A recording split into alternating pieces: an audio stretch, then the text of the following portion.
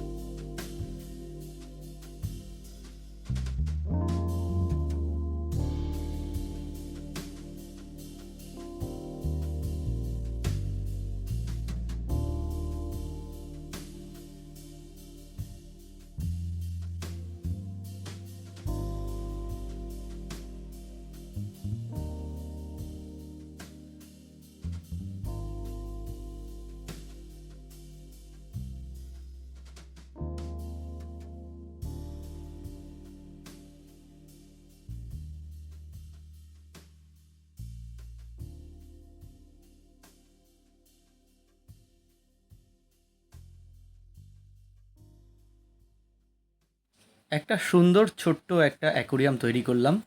অনেক দিনের ইচ্ছা ছিল একটা লাকি বাম্বু প্ল্যান্ট দিয়ে অ্যাকোরিয়াম বানানোর। সময় হচ্ছিল না, তাই বানাতে পারছিলাম না। আজকে করেই ফেললাম। আপনারা এবার দেখুন আমার এই অ্যাকোরিয়ামটা কেমন লাগছে। যদি ভালো লাগে তাহলে আমার চ্যানেলটিকে সাবস্ক্রাইব করতে কিন্তু ভুলবেন না।